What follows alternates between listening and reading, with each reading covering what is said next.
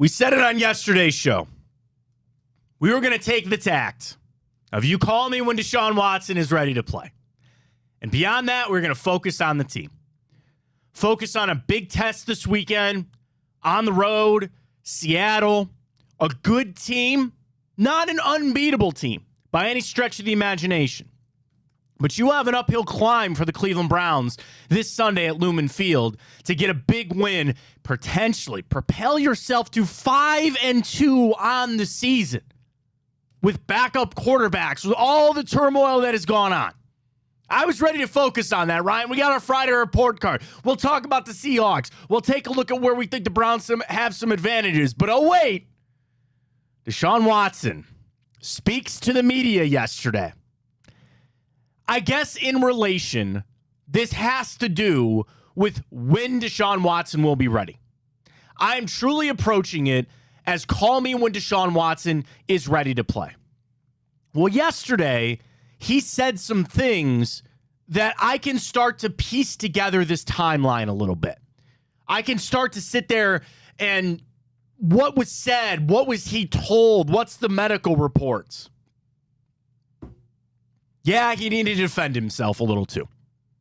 And it was pretty clear to me that he wanted to speak to the media to maybe get some of the things off of his chest about what Brady Quinn had to say and about this narrative that is out there that he doesn't want to play for the Browns or he doesn't want to play because of all the money that was given. He shot that down pretty emphatically. And it was something I will tell you, I never felt that way. I never felt that this was something that Deshaun Watson could play. He's just sitting out. I've never felt that. My anger and frustration has really just been focused on the injury. And that's something that is kind of stupid to be angry at. I guess you can in sports. You get angry when a star player gets hurt. And you want answers. You want it to be healed. That's not quite where we're at. But nonetheless, there were still some things to piece together from what Deshaun Watson had to say yesterday about his timeline, where that shoulder is at. We got Ohio State. We got the Cavs home opener. We got it all for you right here on a Football Friday edition of the Matt Fontana Show right here on Big Play. Welcome to the show, everybody. I am Matt Fontana. He is Ryan Tyler. Good morning. A very happy Football Friday for you. As always, jam-packed. We'll get to the Friday report card coming up. We'll take a look at those Seattle Seahawks. Some things that stand out. There's some things that the Seahawks do pretty well. There's some areas that they're mediocre in. And there's some things that the Browns can get after, certainly. So we'll get to the report card coming up. We will have our picks with Tipico. Keeping our head above water right now. It's pretty easy when you just make picks just on the money line, right? But that's not what we do here. We do the spread, and that's a tough thing to do. I'd like to thank Baker Mayfield for last night. Just the gift that keeps on giving. Several credits lost there. Ohio State back in action. We'll have Sonny Gupta joining us from Tipico, Sportsbook Manager, to get all our picks in. We got you locked and loaded for a Football Friday right here, taking you up till 11 o'clock. So we got word, I think, Ryan, like almost as soon as we were getting off the air, I think yesterday, that Deshaun Watson was going to speak. And this is a little out of the norm. For number one, injured players don't normally speak. Even if you're a regular starter and you speak to the media regularly, as Deshaun Watson is, usually if you're injured, you don't play. I'm sorry, don't speak. Well, if you're injured, you don't play. But you don't speak to the media either. And just on that, I think there's a leadership quality there with Deshaun Watson to say, I want to get out here. I want to get in front of this. To try to maybe give some calming presence. Like, the Browns know what's going on. They know this, I don't want to say circus, but like this storm, right? That people are sitting here questioning it. They're angry. They're frustrated. There's all these things. And all they can do right now is have people speak to the media. Kevin Stefanski speaks almost every day. Have Deshaun Watson speak. So I give him credit for that. Now, some people, if you want to read into him being bothered by the Brady Quinn comments, let's start right there, Ryan. Let's get right to that sound. So yesterday, the question was asked, and as always, great media people out there, they asked the questions that needed to be asked. And Daryl Ryder asked a lot of questions around some of the media, some of the things that have been said. You know, we talked about Brady Quinn and Quincy Avery going at it on Twitter. This notion that Watson got the $230 million and he's sitting out. There's a side to it to say that is so appalling that Watson will not let that stand. This aggression will not stand, man. And he wants it out there that is not true at all. There's another side to say, if it's really that untrue, then don't even address it. Like, just let it go. Don't even let it. But that was a shot at Watson's character, was it not? I mean, not only what Brady said to end the whole thing, we know that. But when you hear a statement that a guy's only in it for the money, that he's sitting out because of the $230 million, that's a shot as a man. That's a shot at him as a man and as a person. So I respect Deshaun Watson to say we're not gonna let that stand. I need to get this out there. Again, whether it needed to be done, I don't know. But we'll start here. Deshaun Watson, Browns sound courtesy of the Browns yesterday. Watson, what about this notion that you don't want to play? What's this notion that you might not want to play? Here's what Deshaun Watson had to say yesterday. Why would anybody listen to any of that stuff? All that is speculation. So if it ain't coming from me, then all the other so. There you go. I mean, laying it out as best he can. Just say, if it's not coming from me, it's just made up. And I will tell you this, that I don't believe Brady Quinn got that from anybody. I think that was a take from Brady Quinn. I haven't heard that as a sort. Like, it's just Brady in media saying something to rile him up, and I guess it worked, right? I don't believe that there's anything factually behind that, because we would have a bigger problem. We would clearly have a bigger problem. And to this other cut about the notion of not playing, Watson said here, what did he say, Ryan? He goes, dude, I've been trying to get back for 2 years. What do you want me to do? Here's Deshaun Watson yesterday. Again, the notion that you don't want to play. When I want to play, I just worked my ass off for 2 years to get back to playing. So why wouldn't I want to play? This is what I've been doing since I was 6 years old. So why wouldn't I want to play? I see the same things. I see all the narratives, this, that, third. I mean, all that stuff is just trying to cause controversy and commotion. There's an element where I'd say I wish he didn't see it. In today's day and age, I appreciate his honesty, because a lot of times coaches or players stand up there and there's these huge national reports out all over social media and they go, well, I didn't see that. And if we all know, you're like, that, come on, man. There's no way. There's no way. As much as you try to shut down social media or shut down the TV, you hear this kind of stuff. So I appreciate Deshaun's honesty from that standpoint. You're like, yeah, I saw it, and that's not true at all. To just shut this down. And again, my frustration has never been that I don't think Deshaun wants to play.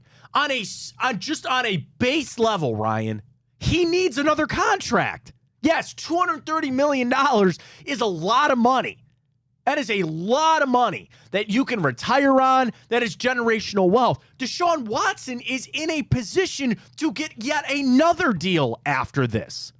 I don't believe that the Browns, or even myself, I never once believed that this was the only contract that he was going to get with the Browns. The fairy tale ending is he came here, he signed this first one, he signs another one, and then maybe signs another one. And he's here for 10 years playing quarterback at a high level. Why would he not want to sign another deal? Even as groundbreaking as his was, he sees where the money's going. He sees where the NFL is going.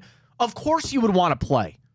Of course he would want to be out there to try to earn yet another contract. And guys, as crazy it is as it is, this is true. Every Sunday is an opportunity for them to make money. Every Sunday. Because all it takes is one, not just one good season, but in Deshaun Watson's case, every Sunday, there's a missed opportunity for him to go out there and throw for 450 yards and 5 touchdowns and have a game that we talk about for years.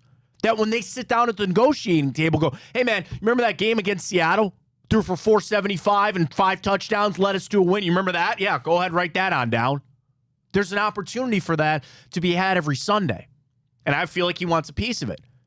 If he was 35, if he was 37, maybe there's a different conversation to be had. That's not the position that we're in. So for Deshaun to shut that down, I agree with what he's saying, and I believe him when he says that. The more interesting part to me was as more of this information comes out about the shoulder, and that's really where I am choosing to focus my energy and really where my focus is. is when is he coming back and when is he going to play quarterback for the Cleveland Browns? That's it. That's all I care about at this point, because the Browns won't be right until Deshaun Watson is right. My world as a Browns fan will not be right until Deshaun Watson is right. So now we start talking a little bit about the shoulder. First question up, Deshaun Watson, did you rush it a little bit last week when you came back? You played the 12 snaps, you got hit, but did you rush it to get back last week for that game, Deshaun Watson?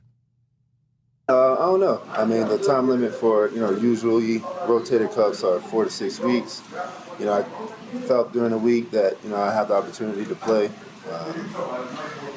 right at that kind of 4-week mark.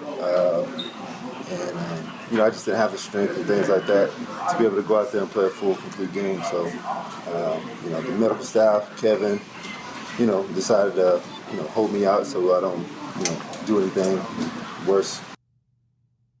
Should I put the big play investigative team hat on? I need a magnifying glass in here, Ryan, is what I need. A little Sherlock Holmes action for you. A monocle. A pipe? Yes, what's going on here. Did everybody catch what he said? Can you play the first part? I don't want to play the whole thing again. Can you play the first part for me again, Ryan? This is Deshaun Watson. Did you rush last week? I mean, the time limit for, usually rotated cuffs are 4 to 6 weeks. I felt during the week that, I had the opportunity to play, right at that kind of 3 weeks, 4. That made it sound like they knew the whole time it was a 4 to 6 week injury. Again, Deshaun Watson just said what we now know is that this is a 4 to 6 week injury, and he made it sound like he was trying to come back in that 3 to 4 week range, which was last week. The hell were we doing for 3 weeks then? Seriously, did everybody else catch that? Am I making something up here? That sounded like to me that they knew from the jump that this was a 4 to 6 week injury. That's a little bit different than the narrative that they were putting out that he was truly day to day. So that was the first thing to me. Now, again, to bring it back to my focus of him getting back on the field, then the good news is he is now into week 5. Or how, whatever the timeline, at least week 4. And you sit him out to come back for week 5, right? So then you would believe and hope that we're rounding the corner here. Watson, when do you hope to play next? As soon as possible. As soon as possible. So, we just got to go, through the process again and rehab and get back with the docs and try to strengthen it as much as possible and get the pain away and try to get back on the field. Again, if I want to rip that one apart, we were told it wasn't a pain management thing. But it sounds like you got to get the pain away. And I get that it's the velocity, it's him trying to throw the football. Final one. This goes back to the timeline. Deshaun Watson yesterday, sound courtesy of the Browns. Did playing last week set you back, Deshaun? I'm not sure. I'm not sure if it did or if it didn't. At the same time, I wasn't 100% last week. So, I just try to, like I said before, go through the game, go through the process of see if I can make the throws, make the plays. I thought I was ready, wasn't ready. At the time, I took a hit, took a blow right to the same area once I hit the turf on that last play, I guess, that I was laying down. So the negative is that he doesn't know if it actually set him back, which, again, I could raise the alarms and say that's concerning because we're on to Thursday. You would think that they'd be able to reimage that and there was residual swelling and all that kind of stuff. But then where he mentioned the part about that he got hit right in the same spot again. Right in the same spot again. And that goes back to a take I had yesterday. And the clip we just sent it out this morning at Matt Fontana Show. It's getting Watson back is step one. There's no guarantee that he's not going to get hit again or that he won't miss more time. And I think that leans more towards going to find a quarterback or going to get somebody at the trade deadline. And Sunday's that linchpin. I think Sunday's going to be a massive game to watch how P.J. Walker plays, to see how the run game is with Kareem Hunt, and see if you can continue on with this. We know the ultimate goal is to get Deshaun Watson back. After hearing everything that I heard from him there, I can't put any faith that he will be back next week against the Arizona Cardinals. I'm sorry. Because if he can't unequivocally say that he wasn't set back, that he admitted getting hit on the same spot on that shoulder, and then now this timeline where he admitted he tried to rush it and get back on week 3 instead of week 4, I'm now not putting very much stock into him playing against Arizona. And maybe that's wrong for me to do. And maybe that's the tack the Browns have got to start doing. Because it started with, no, he's going to play, it's going to play. And if he doesn't, then we'll flip the other way. Why not start with he's not going to play? Maybe let's start with he's not going to play. And that comes back to our new edict on the show. You call me when Deshaun Watson is ready. You call me when Deshaun Watson is ready to go. The problem is you won't know until you actually get him back out there. He could have a good week of practice, the shoulder's feeling good, and he steps back out on that field, and on the second pass play, he gets sacked, and he goes down on the shoulder. What are you going to do? I thought about it last night, to be honest with you, Ryan, watching Thursday Night Football. Baker Mayfield got beat the hell up yesterday. And gutty performance from him. It was kind of a fun game to watch, to be honest with you, some crazy catches and all that. But watching Baker in the pocket getting destroyed. And it kind of just reminded me on my head, like, how hard those hits are in the pocket. Even in an era where they're protecting the quarterbacks like nobody's business, there are still shots to be had.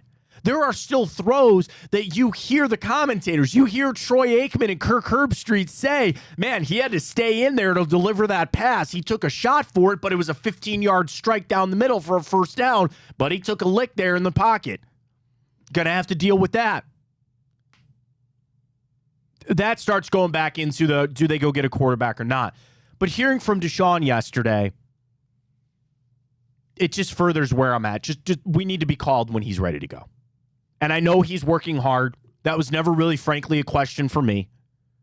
I believe him. He wants to play. I know for a fact that the Browns need him to play, and they want him to play. And they are looking at it from a bigger picture standpoint of where they stand within the season. You have been afforded that because you have a couple of wins now that you weren't supposed to have. And even if Sunday doesn't go your way, I looked at a lot of predictions already, Ryan.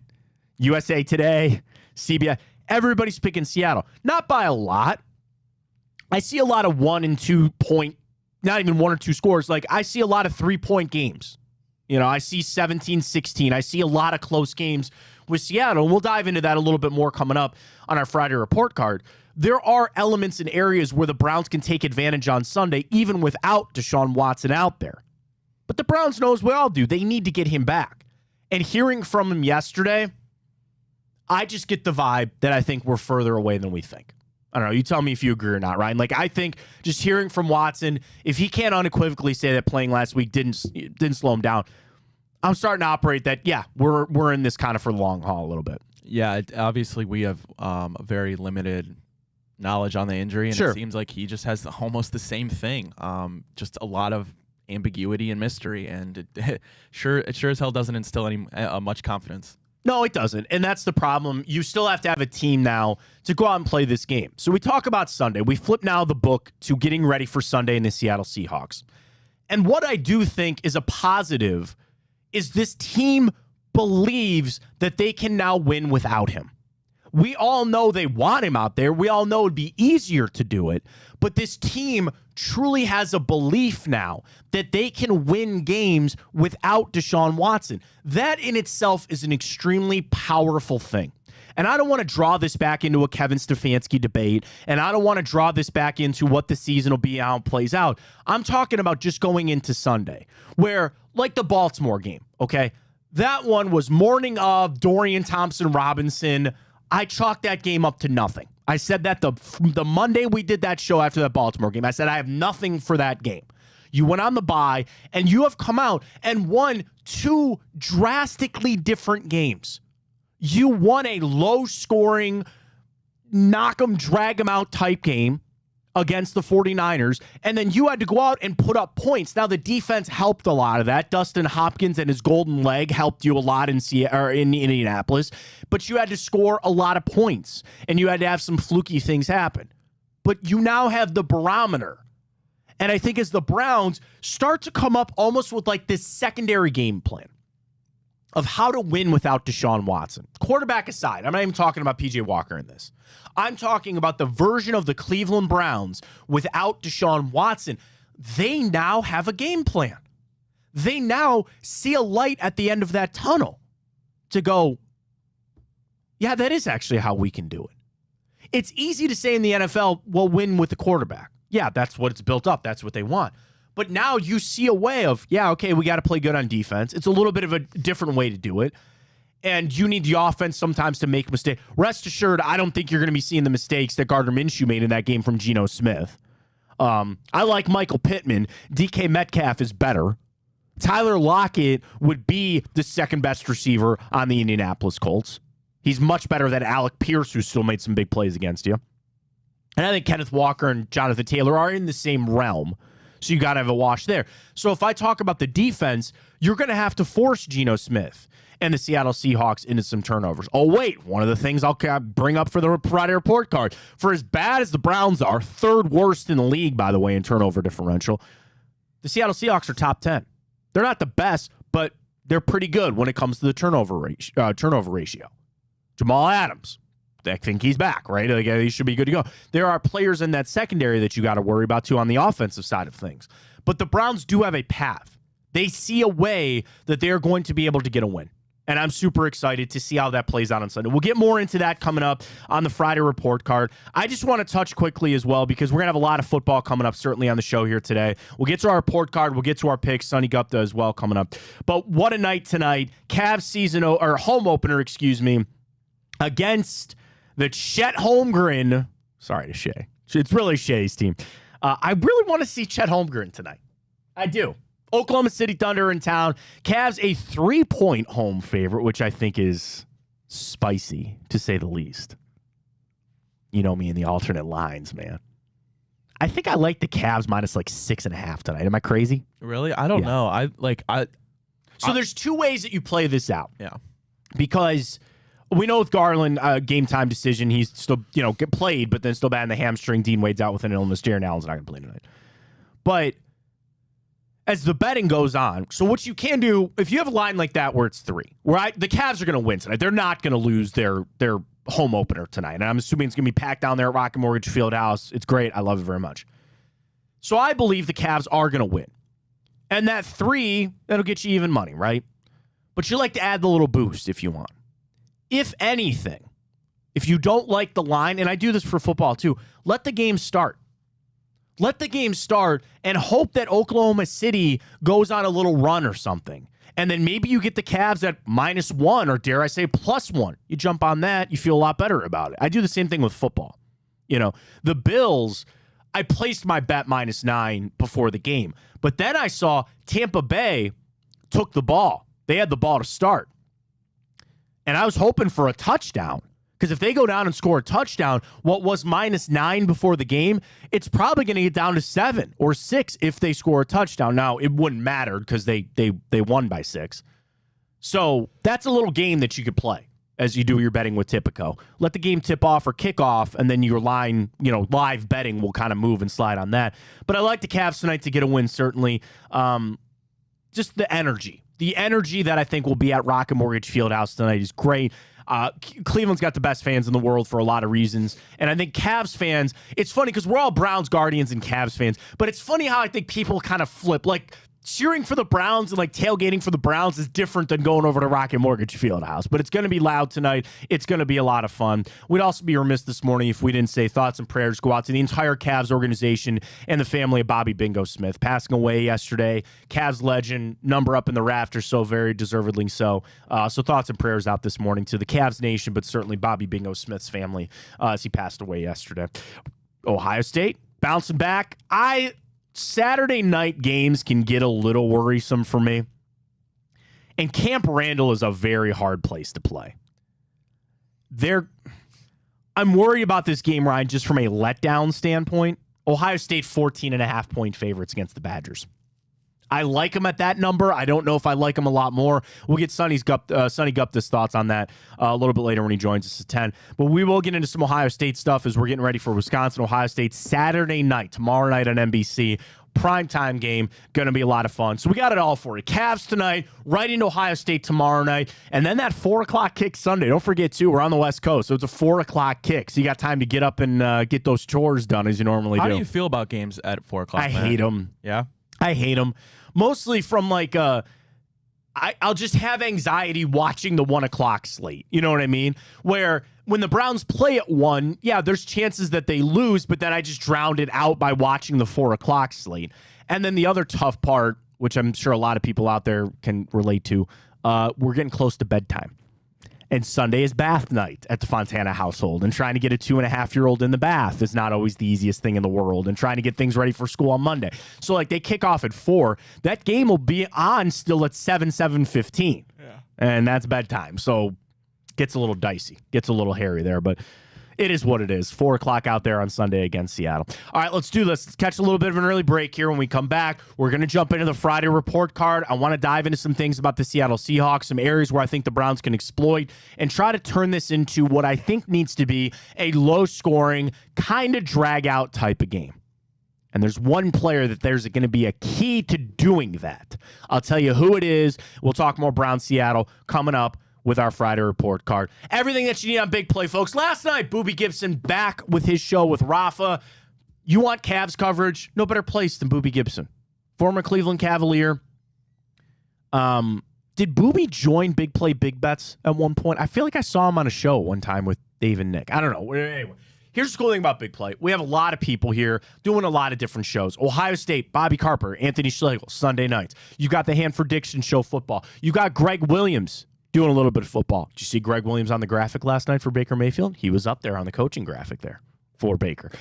So Greg and Blake have their show. Don't forget, of course, Reflog, Josh and Maria Cribbs with the return, Drennan with bonus time, and then our daily show. So every single day, we are 9 to 11. Chico is 12 to 2. We're on the iHeart app, or just follow on Big Play. It's the easiest thing to do. Go to Big Play on Twitter. We retweet all the shows, all the streams. They're on Twitter, Facebook, and YouTube, and all the podcasts that you need, Apple and Spotify, and of course, streaming again on that iHeart app. The cool thing about the Big Play channel is it streams 24 hours a day.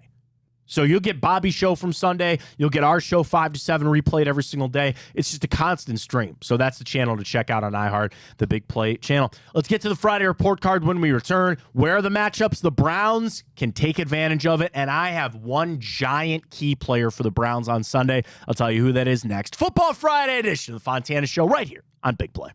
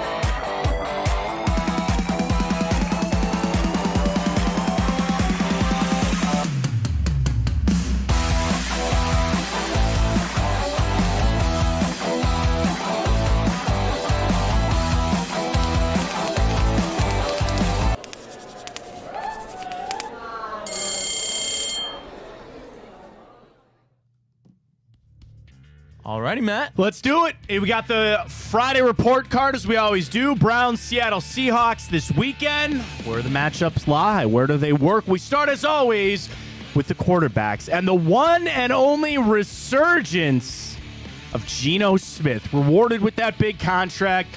He's got the Seahawks out to a 4-2 record this season. You see it there, a QBR of 93 on the year, Ryan, which I think good. When I try to watch and see, because they've missed DK Metcalf, they just turn over Jackson Smith and Jigba. Kenneth Walker, who I've always been a big fan of, last week was his first 100-yard rushing game of the season, which is pretty impressive. And it's funny because, some people look at QBR in this standpoint, or you want to read into it a different way. Geno Smith is a top 10 quarterback. Like, he's up there with Dak and Jalen Hurts. He's got a better QBR than Geno Smith on the season.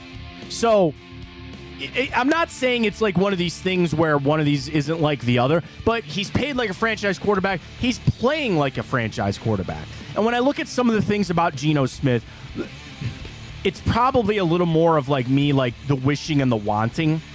But Geno Smith is all but tied for 6th, almost 5th in the NFL in completion percentage.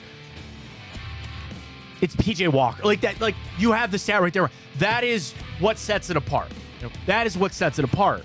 And they have the playmakers to get the football to, but that's kind of where I start the comparison here between Geno Smith. And we know it's tough with PJ Walker, right? Like we know he's a backup quarterback, but just kind of focusing on Geno Smith right here, that's the stat that certainly jumps out to me is almost a 70% completion percentage. And that is the mark of good quarterbacks. Like you take Tyson Bagent out of it. Do you know the best completion percentages this year? Josh Allen, Tua, Lamar, Patrick Mahomes, Dak Prescott, then Geno Smith. Think of that list. Those are the elites right there. Geno Smith is in that conversation without a doubt. Yep. Now, how he does it, he's got an average over 7. This isn't a guy that's at 5, right, where PJ Walker is. He's up, like, I'm not making the comparison that Geno Smith is Patrick Mahomes, but their stat lines are very comparable. They are two quarterbacks that, like, you got to be worried about Geno Smith in this game. Now, the flip side to that is sacks and being able to get after him. The problem is Geno Smith's only been sacked 13 times this year. That's not, crazy or anything like Patrick Mahomes only been sacked 7 times this year. That's pretty crazy. Yeah. But Geno Smith on 13 sacks. All right, let's get to what we're dancing around right here. That 4-2 record. Who has Seattle played? Because there are a lot of people, when I look at this game and a lot of the things that I was reading about Seattle, that their 4-2 is not the strongest 4-2 in the world. So they lost their season opener to the Rams, right?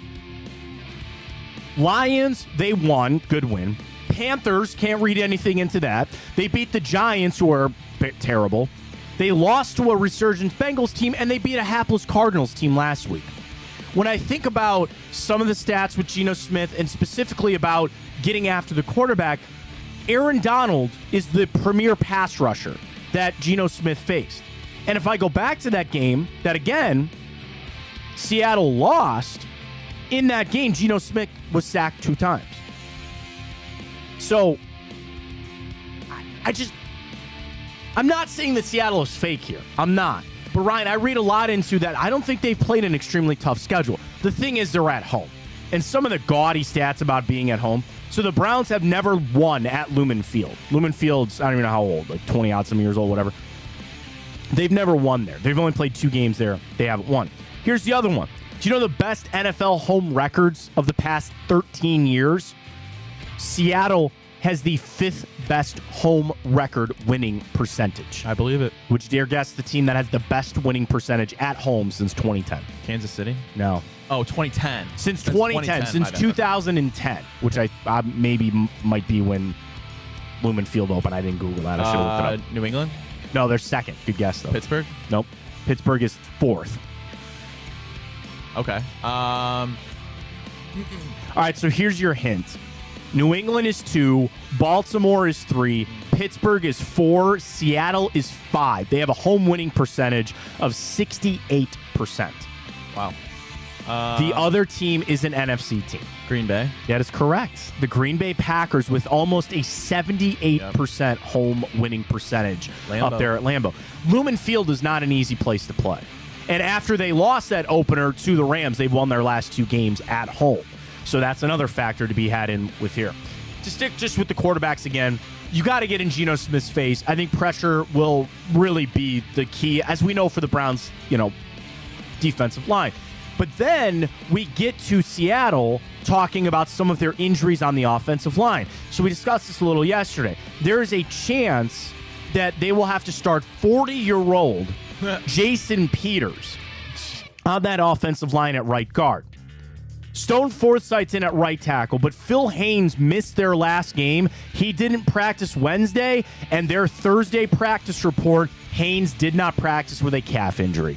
Guards and offensive line are a little bit different, where you don't practice all week, you can kind of throw him in there, but there's a chance that he does not play. Rest of the injuries, Lockett's got a hamstring, Kenneth Walker with a calf, and Bobby Wagner with an ankle didn't practice. All sounds like they'll still go. Jamal Adams, and then another guard, Damian Lewis, were limited. So you would assume, again, Jamal Adams would be back and playing for this game after he suffered that concussion.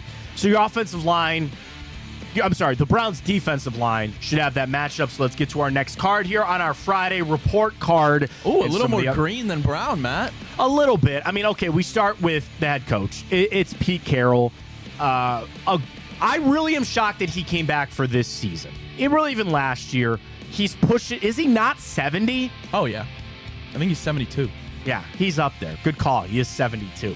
Fountain of youth, I guess. There's still that video of him in training camp throwing passes and all that kind of stuff. Pete Carroll's seen it all, done it all, won a Super Bowl. Yep. I mean, of course, that he's up there. Let me ask you this. Where would you rank Pete Carroll? Yeah, so I was talking about this actually with Bruce on bonus time. I think he's a top 5 What time and where can I find that show? You can find that on Twitter. It goes live on Wednesdays at 7 p.m. But you can watch it whenever you want throughout the week.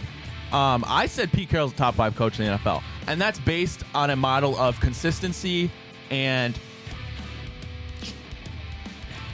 just navigating turmoil. That whole Russell Wilson thing, I give him a lot of credit. I think he's a great coach. So here's the thing on Pete Carroll. He's not like Kyle Shanahan. He doesn't call the plays, right? He's not even like Andy Reid. But you're right, on a legacy standpoint. So when I say the best coaches in the NFL, Kyle Shanahan comes to mind because he's hot. He's here.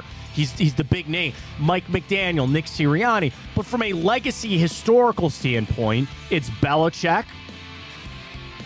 Reid, Carroll. Would you put Tom? Okay, let me do this. I would. Tomlin or Carroll? Tomlin. Really? More Super Bowls. Okay. Well, I still think I'm a Mike Tomlin fan. I might lean Pete Carroll. John Harbaugh, Pete Carroll. Pete Carroll. I think Pete Carroll there. Riverboat Ron, Pete Carroll, no question there. And then I can't compare him to Kyle Shanahan. I just can't. They're just two different things. So you're right. So if you go Belichick and Reid, clearly 1-2. We have the debate of Tomlin / Pete Carroll, so that puts you in that conversation. Tomlin has 1 ring, actually, not 2. And Carroll has 1, yeah. 1, yeah. They both have 1. But they've both been to 2. Yeah, both 2 appearances, yeah. Both 2, 1-1. Yeah, I mean, I would go Pete Carroll probably. I'm just thinking about where they're at today. But Pete Carroll is probably one of the better examples, like a Tomlin, like a Belichick, of the culture side of things. You know what I mean? He's had more turmoil, and I think Tomlin's dealing with it now. But there's a lot of turmoil going on.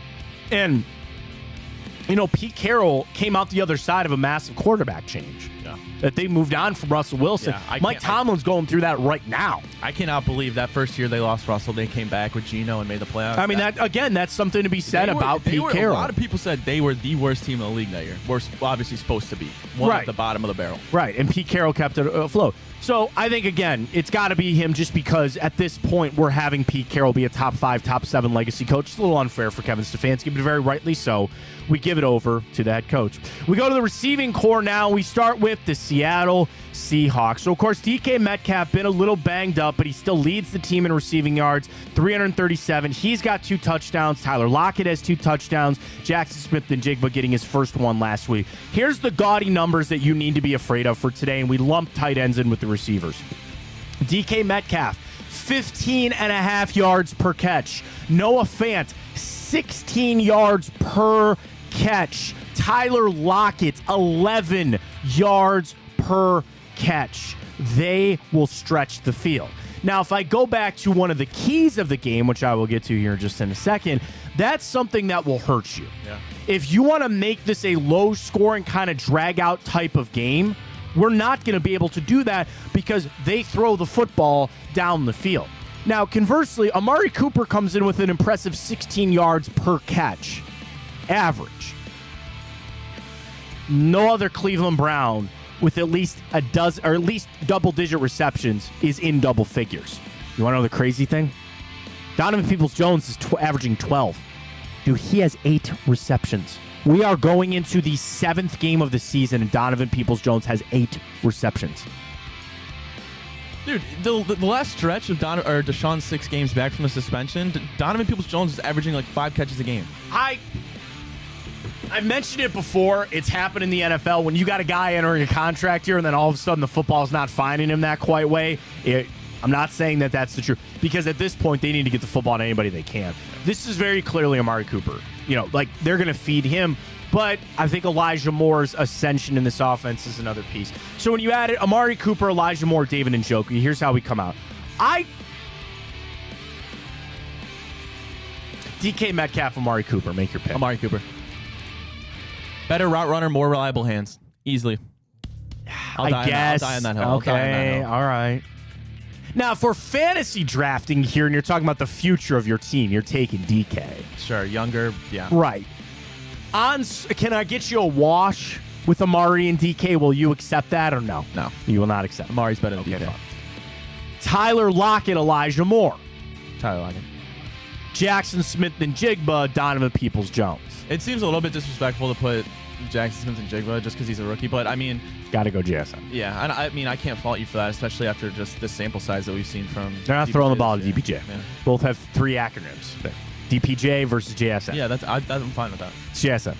Tight end wise, you know, Noah Fant's got the gaudy numbers, but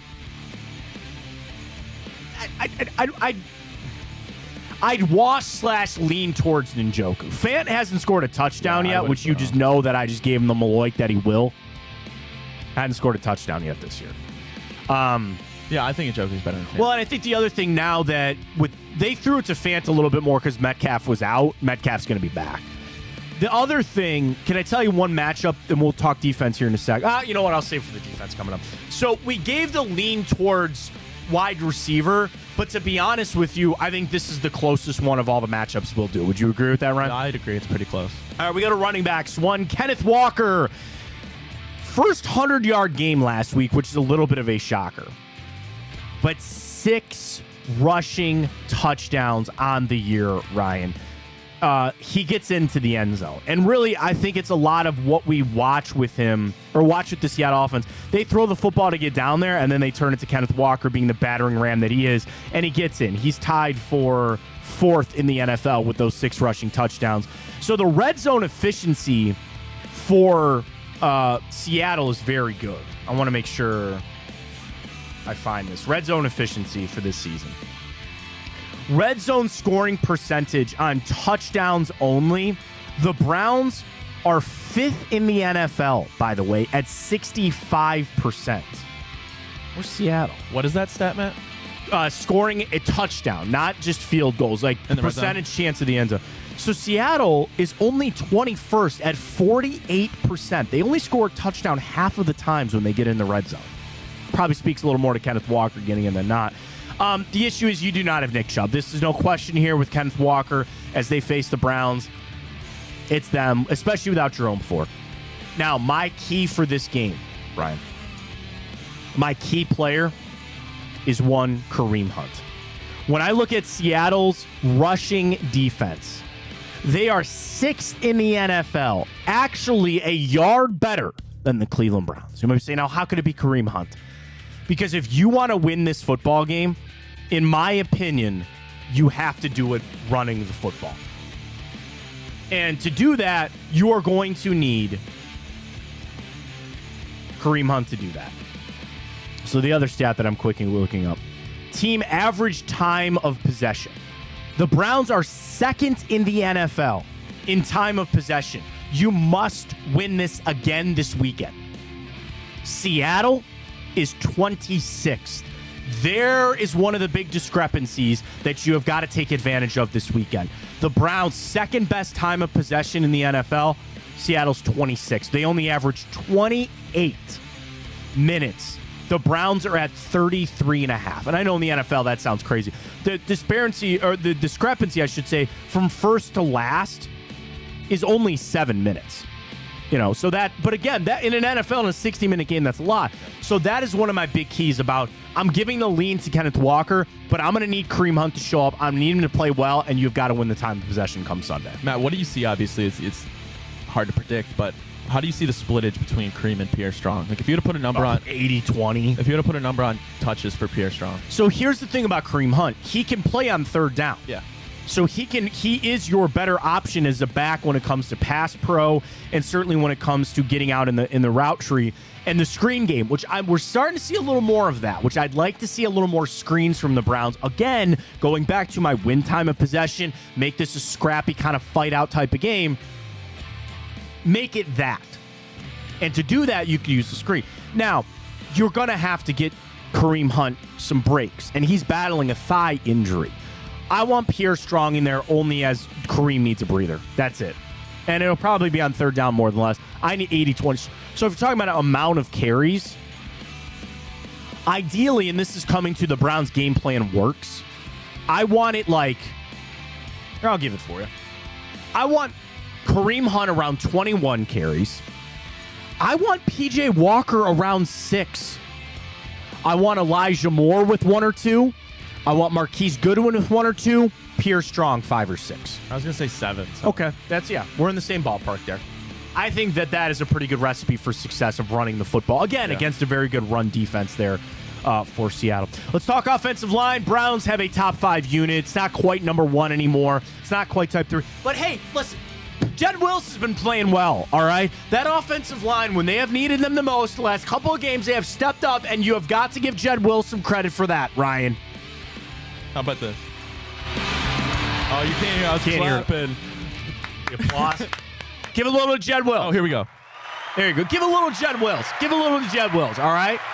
He has turned it around. Bill Callahan, Scott Peters, turned it around just a little bit. Offensive line-wise for the Seattle Seahawks, again, they're battling these injuries, but even when they're out there, they're not great. Charles Cross, left tackle, only grading out in pass pro at a 68. That is the 34th best tackle in the NFL. Myles Garrett, multiple sacks. I think I need multiple sacks. And we know he goes off the left side a little bit. He can go over into the right. Here's the crazy thing. Charles Cross has not given up a sack yet this year. I stopped that to say this. Ryan, who has he gone against? Nobody. Nobody, really. I could make the case. Okay, Brian Burns, pass rusher for the Panthers. But he moves around. Aiden Hutchinson comes off the other side, though. Oh. Trey Hendrickson, Sam Hubbard, who I don't, whatever. But this is a game that I think, let me just put it this way. Charles Cross going to give up his first sack of the season a little bit. You flip it over. They've had to battle a little with Stone Forsythe over there on the right side of things. His pass blocking grade, not good. Given up 2 sacks so far in limited snaps, by the way. And his pass blocking grade on the year for Forsythe, 49. He is one of the worst graded PFF tackles in pass block. Should be able to get after the quarterback. We talked about the interior a little bit. Their starting left guard, Damian Lewis, was on the injury report all week. He's not grading out great. And then their right guard, they might have to go with Jason Peters then. 40-year-old Jason Peters at right guard. You have the clear advantage on the offensive line. We flip it over to the defense, and when we do talk about Seattle, total defense is 12th in the NFL, 322 yards allowed. Talked about the rush defense, 87.5. That's good for 6th. But maybe a little work to be had here to allow the defensive pass game to flourish just a little bit. 235 is what they allow. That is 21st in the NFL. They are the 12th best scoring defense. Ironically, we give up about the same amount of points, 19.7 and 19.2 points per game. Seattle 19.7, Browns are 19.2. So, talking about that pass defense for the Cleveland Browns. Another key, MJ Emerson, top 10 in the league as far as cornerbacks when it comes to pass rating allowed. Quarterback pass rating when targeted. That's DK Metcalf, man. You're both 6'3". You're both pretty built. I'm going to need MJ Emerson to follow DK Metcalf. Then Grant Delpit. That's not a shot at Juan Thornhill or Rodney McLeod. Size is the name of my game when it comes to DK Metcalf. He lives off of using his size, using his strength, and going up for jump balls. I got to have Delpit, and I got to have MJ Emerson all over DK Metcalf in this game. Let Denzel Ward go on Tyler Lockett if you need, or Jackson Smith and Jigba. Let those other guys. You need two guys on DK Metcalf the whole game. I think it's got to be MJ Emerson. I think it's got to be Grant Delpit, purely from a size standpoint. Yep, I agree with you, man. All right, let's catch a break. Come back. Our picks with Tipico. Get signed up. Tipico Big Play 150. I'll tell you more about it when we return. That beautiful QR code about to come up on the screen. Get signed up. Our picks are next.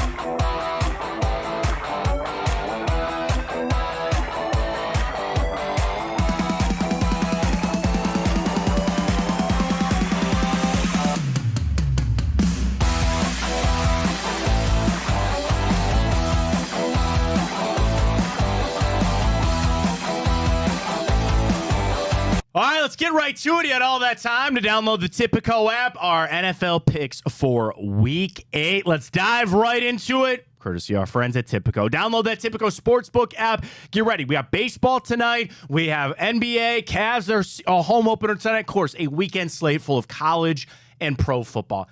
A betting paradise, if you will, Ryan, this weekend as we dive into all of it. Get to Tipico. Use that code BIGPLAY150 when you sign up. Deposit $50. Get that $150 in bonus bets, plus that free $30 future dog pound bet. All you got to do, head right to it as I'm doing right now. Download the app. You can do the parlays. You can do the boost. You can do it all. It's so easy to use. I love it. I love the app. I love every part of it.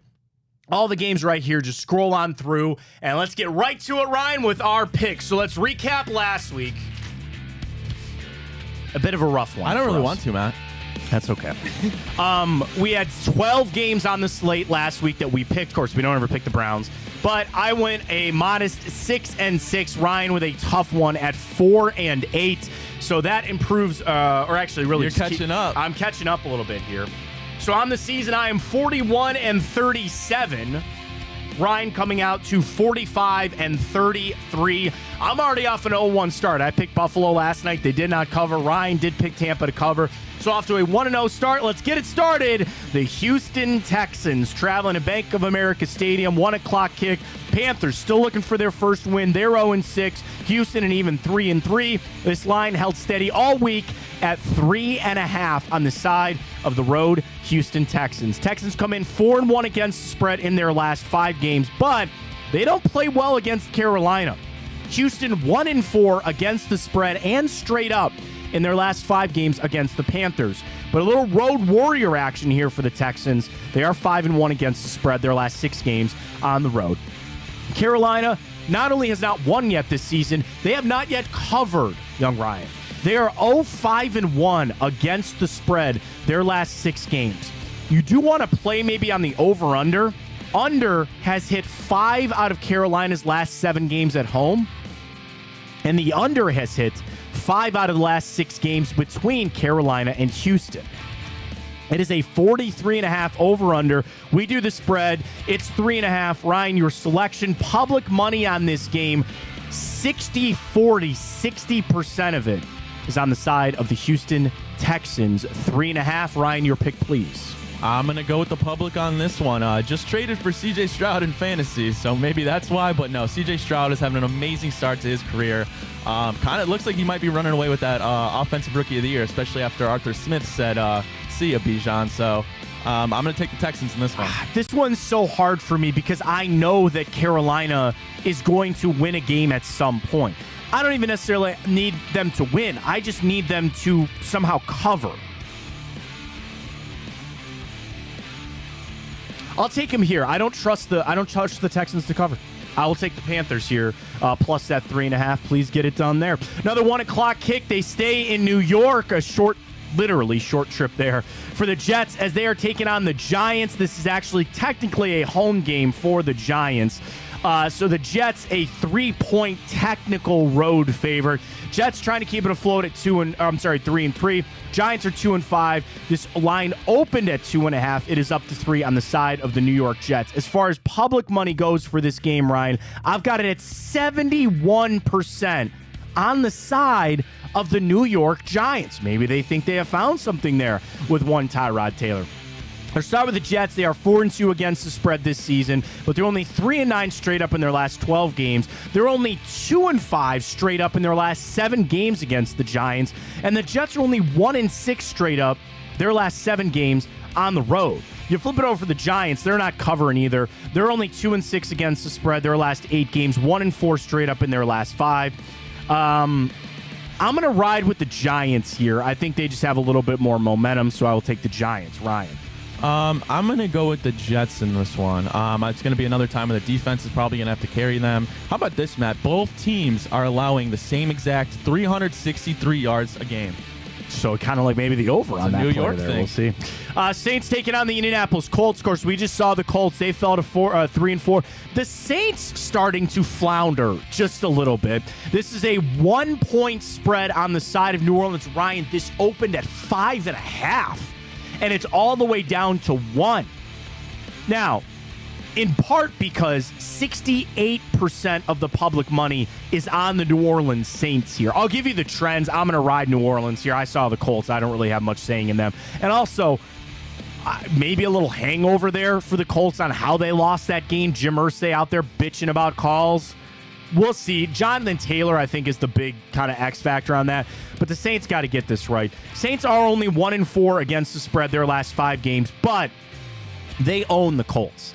The Saints are 8-2 against the spread their last 10 games against Indianapolis, and they are 9-2 straight up in their last 11 games against the Colts. You flip it over, Indianapolis, they're doing an all right job covering. They're 4-2 against the spread their last 6 games, but they're 1-8 straight up in their last 9 home games, and they're only 3-11 straight up in their last 14 games.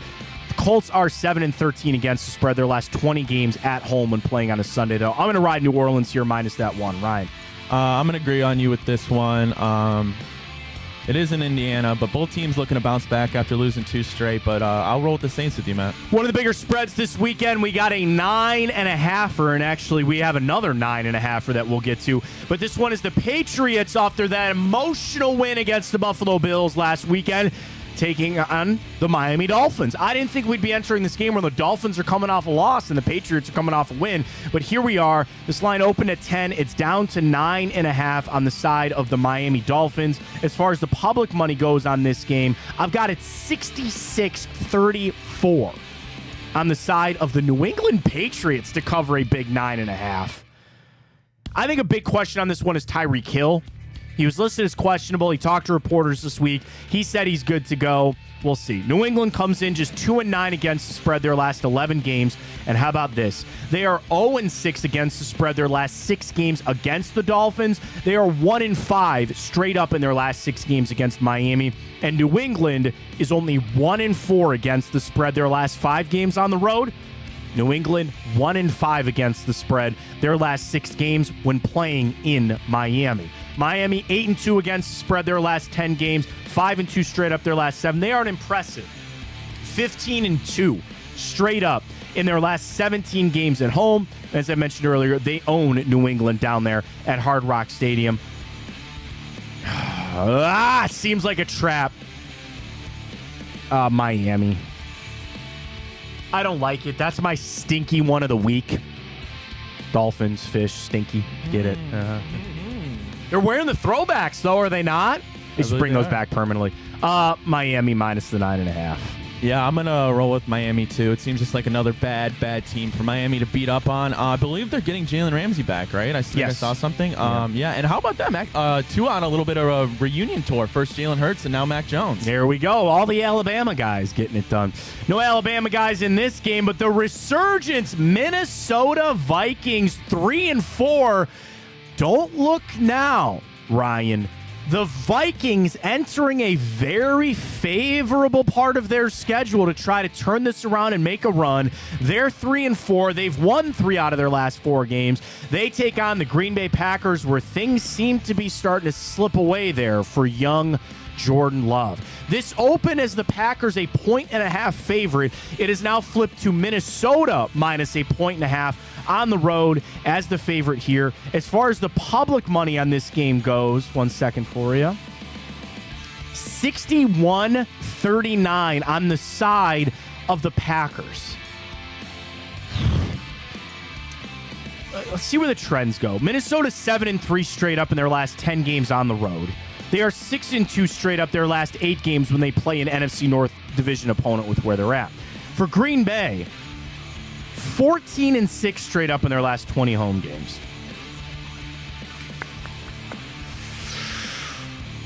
This feels like and stinks like a backdoor cover by the Packers, but I'm going to take Minnesota. I think they're rolling a little bit. I think they're going to quiet down the Danielle Hunter trade stuff.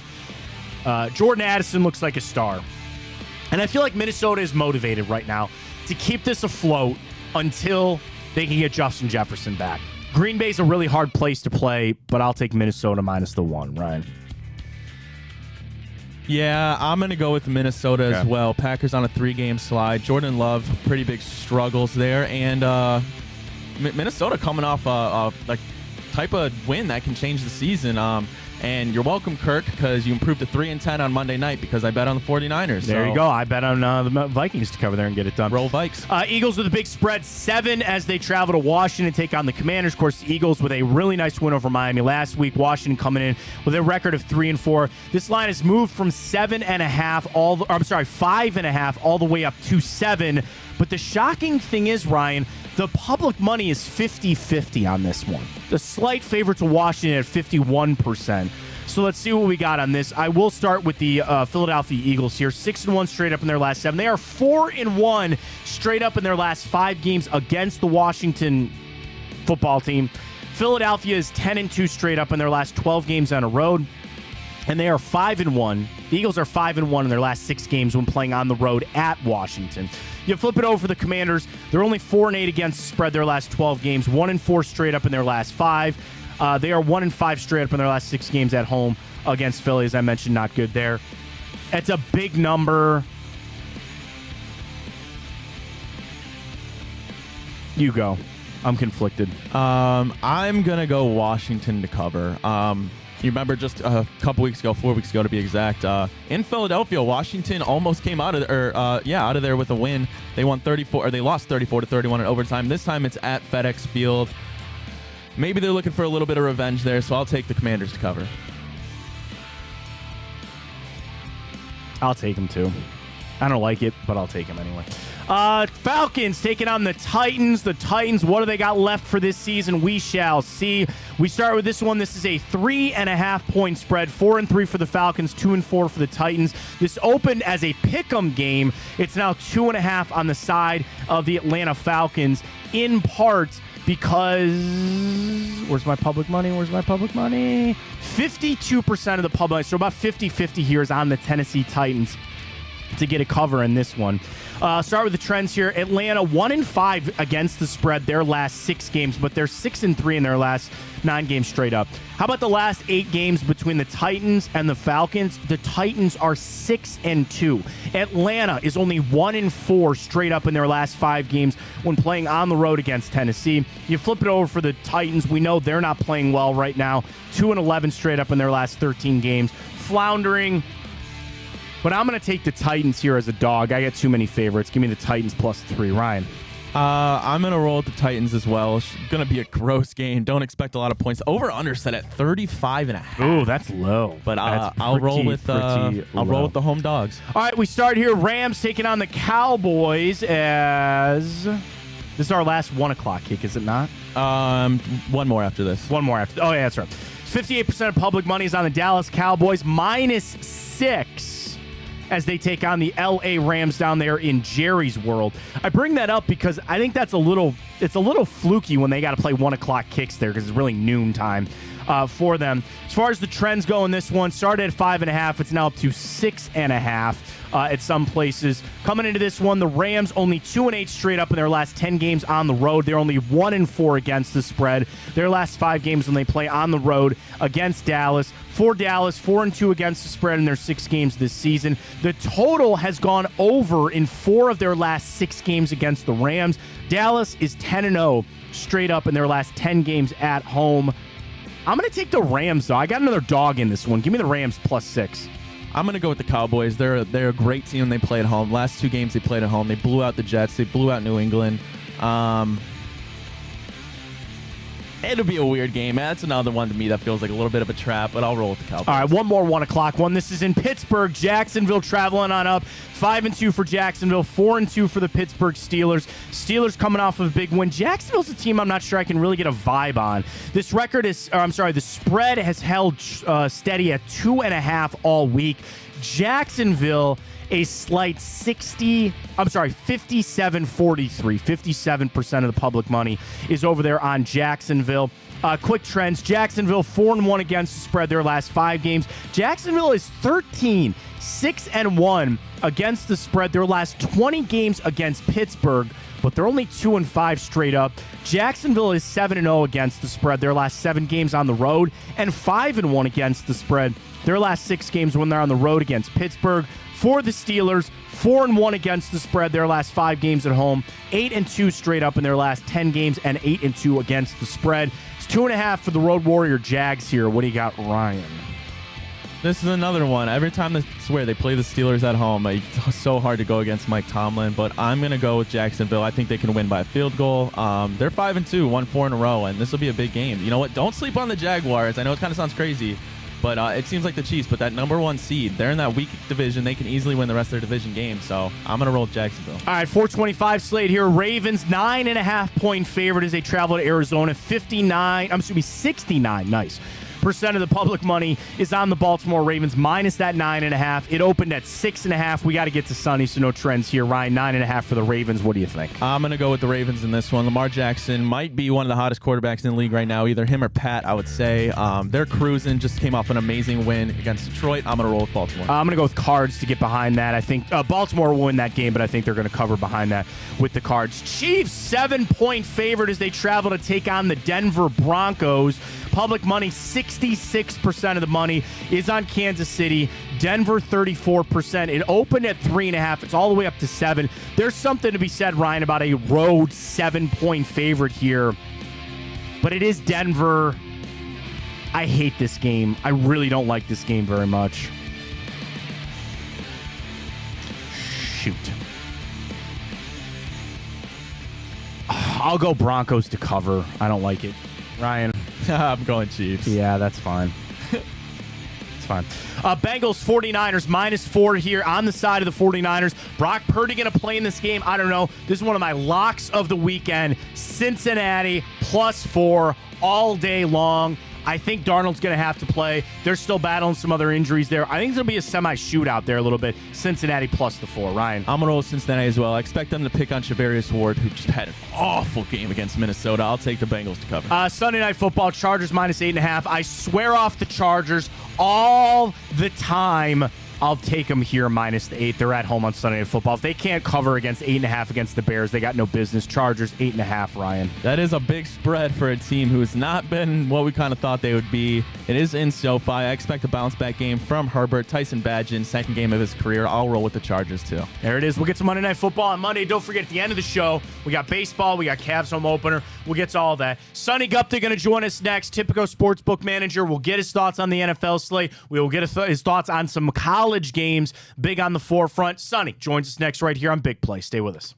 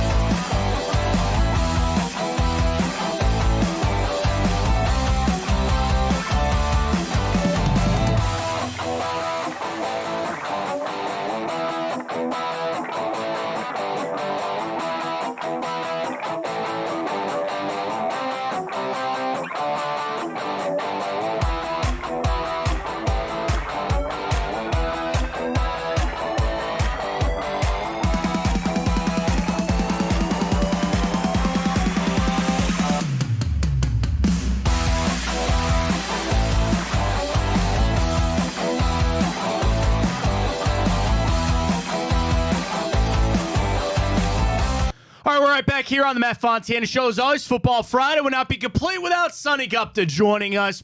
Tipico Sportsbook Manager. Use that code BIGPLAY150 when you get signed up. Get those bonus bets. Bet along with us all week. Sonny, I thought a lot about you, man, because what was it last week? Ohio State, Penn State. You loved the Buckeyes -9, and that last late-minute touchdown there by the Nittany Lions sunk us, man. But you were all over the Buckeyes last week. I took that. I liked that action at that 4, but you were right on it. They really should have been higher than that 4.5.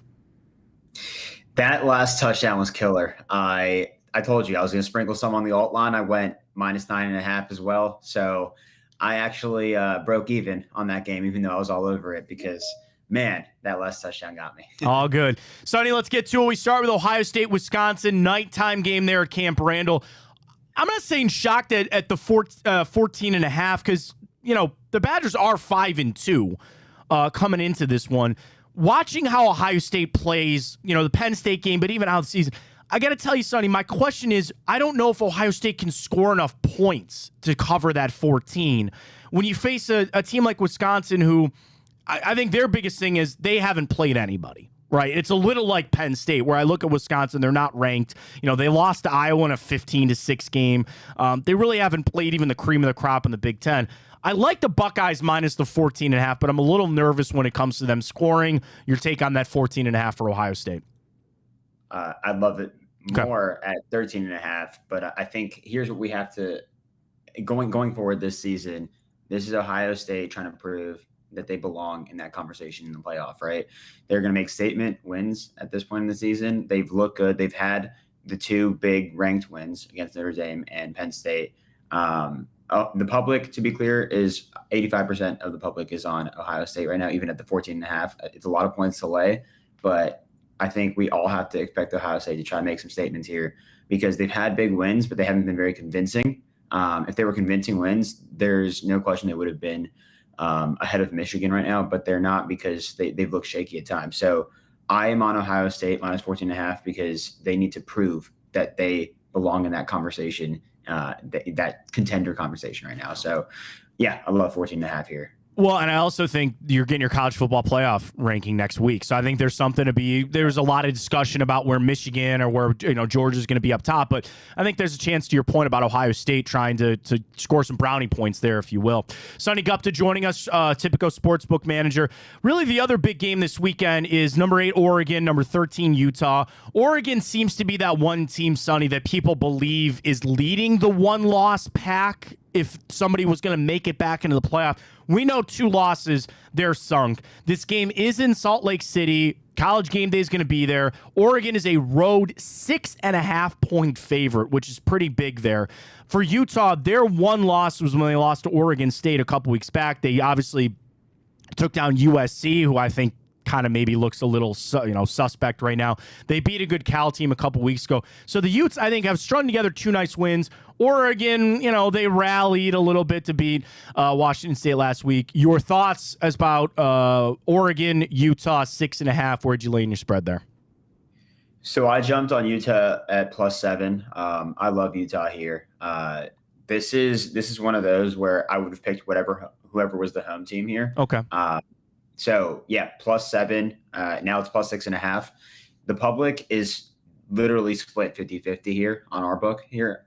So 6.5 is a very interesting spread. I love Utah because I don't trust Bo Nix on the road.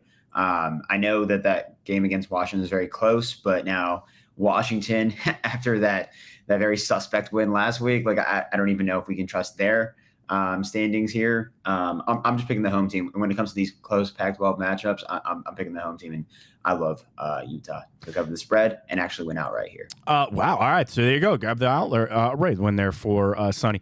When you think about other college matchups, no Michigan this weekend. They're on the bye. No Alabama. We got Georgia taking on Florida. That's a 14.5-point game because that is going to be played in Jacksonville for that game there. Of course, Florida State's taking on Wake Forest. Any other college game that you got a real vibe on that you're a fan of? So Texas is another one-loss team here. Texas needs to look good the rest of the season. Obviously, it's going to matter, when they play for the conference championship, if they win or not, whether they get in. But I want Texas minus 19.5. I'd like him at minus 24.5. I'd like him at minus 30. Like, I think they're going to try to make statement wins going forward. Ahead of the Big 12 championship here. So, this is – I love Texas here against BYU. They're at home. Quinn Ewers wants to make a statement, and I think they will do it. There's still a lot of points this weekend. To the NFL slate we go with Sonny Gupta from Tipico. Use that code BIGPLAY150. Sonny, Browns, Seahawks on the road. We know how hard Lumen Field can be to play at. Seattle minus 3.5, which I think is – actually kind of a kudos to the Browns, right? You're going to have a backup quarterback in PJ Walker. We know how good the Browns defense is going to be. The over-under is already just at 38.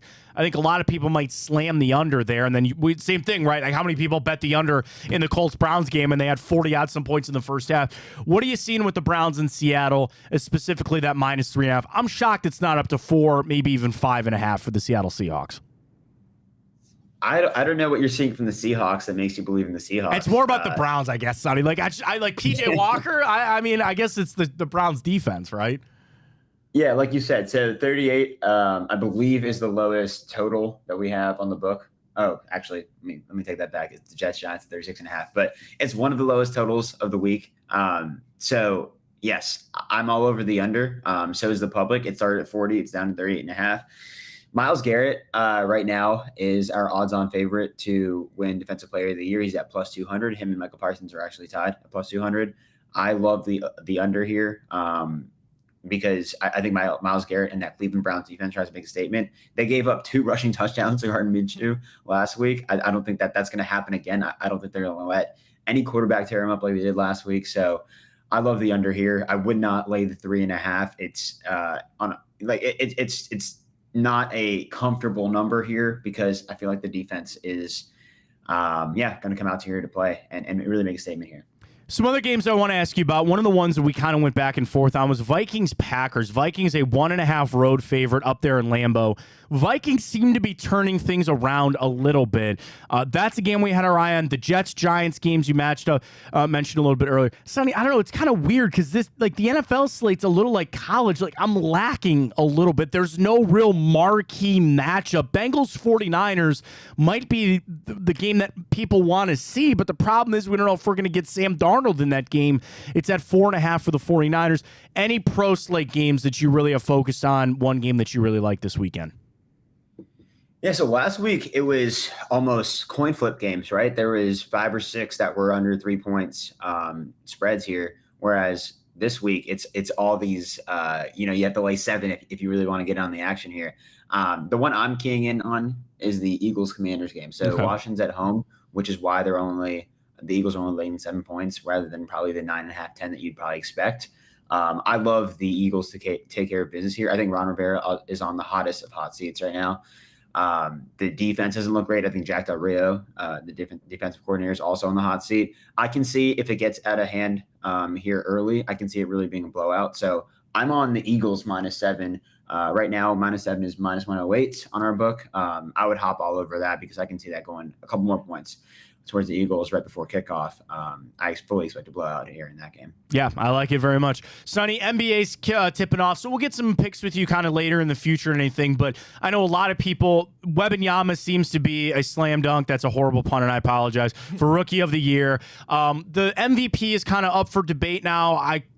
Some people making the case for Luka, Giannis, things like that, but it seems like the 4 teams that really are standing apart from everybody else, it's Boston, it's Milwaukee, it's Denver, and a lot of people seem to really be up now all of a sudden on the Phoenix Suns as a team that could potentially hoist the Larry O'Brien trophy. You smatter in some other teams. We think the Cavs here in Cleveland are going to be a playoff contender. Don't really know about the actual championship. What are you liking about any NBA? Just overall, just big picture bets that you guys have seen at Tipico or anything personally that you're a big fan of on the NBA side of things?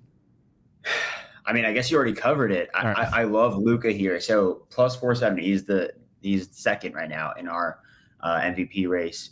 If the Mavs are a top 4 seed, we already know this is a narrative award, right? It's not based on advanced metrics or anything like that. It's who hasn't done it. We love the new guy winning it, right? So whether it's Embiid, whether it was Giannis 4 years ago, right? Like it's who is the hot new name. So if the Mavs actually can get a top 4 seed out here, which, that'll be its own kind of case, whether they stay healthy or not. But if they can do it, I love Luka here at plus 470 to take home the MVP trophy. The Suns, by the way, as a future, it's very interesting right now. So on our book, let me get you the exact odds right now. On our book, they're plus 650. They're the fourth odds on. They're number 4 for favorites. Bradley Beal's going to come back. He hasn't played yet. He is definitely a key piece here, and I think the Suns are a very fun team to root for as a future. We know this is driven by stars. It's driven by the biggest pieces. We know they're going to make another move before the deadline. I love the Suns here as a kind of value pick for a future as well. Great stuff. Sonny Gupta joining us from Tipico. Use that code BIGPLAY150. Download it. You get the bonus bets. You can play with us all along. We got the Mecca. Anything on the World Series? You feel? Sonny, I have been the angel of death in baseball. Whatever I pick, it goes opposite. So I have picked the Rangers, so put a lot of money on the Diamondbacks is what I'm telling you. Any good feeling for the World Series as they start tonight? So I'm not the biggest baseball guy. I'll tell you this right now. Between the two, we have 80% of the money on the Diamondbacks. So, okay. Yeah. If you want to just go with the public, Diamondbacks is where you should ride. Didn't want to bring it up, Sonny, but what a week for your Michigan Wolverines there. How you holding up? Are you doing all right? Are you doing okay? Yeah. How's everything going? For those who don't know, Sonny's a Michigan fan. Are you okay? Is everything all right? Well, I'm okay because hey, everybody's gonna play us, right? Like the schedule stays the same. We have not been found guilty of any wrongdoing. So I think I'm okay because we just won 49-0. JJ McCarthy's now the Heisman favorite, and I'm already ready to book my tickets for the championship game. Unless those sanctions come down. I'm doing very good. Yeah. Speaking of college, thanks for saying. We had obviously a big shift. We discussed about the Heisman with things, and we kind of debated it this week. Penix is still there. We kind of went back and forth after his 2-interception game. He's still the favorite, which I get. It's closed up. Anything that you really like on that Heisman race? So I gave it last week. I'm going to give it again this week. So Jordan Travis was plus 1,200 last week. He is plus 1,000 right now. Look, I didn't think J.J. McCarthy was going to jump up as much as he did, but he's now the favorite at plus 230. I don't think Michael Penix is now in it at all. So he is at plus 300. I think you can discount him.